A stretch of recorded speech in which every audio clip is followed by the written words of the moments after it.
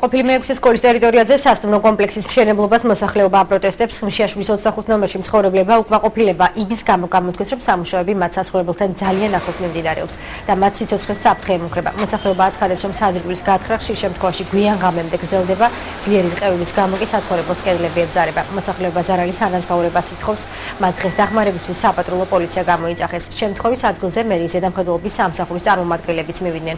რა შედეგი მოყვა მოსახლეობის პროტესტს, მას ეს მთავარ გამოშვებაში ნახავთ.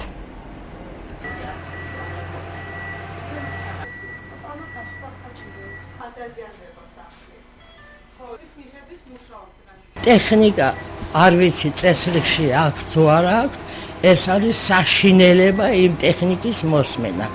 ნორმალური ადამიანი 1 საათზე მეტს ვერ გაუძლებს. 1 სანტიმეტრითაც არ არის დაშორებული. მოკრულია ზუსტად ჩემ კედელზე. მე თითქმის 2 კვირის წინ როცა დაიწყეს, იქ დავდექით, აქ ნებას არ მოგცემთ მეთქი, მაგრამ თქვენო ვინ კითხავთ, ნებას არ მომცემთ? მე როცა ასე დამელაპარაკებიან, პასუხი მე არ მაქვს. მოვითხოვეთ ნებართვა, იმიტომ რომ პროექტის მიხედვით მუშაობთო და ასე ახლოს გვაქვს მიღებული ნებართვა, რომ ვიმუშაობთო.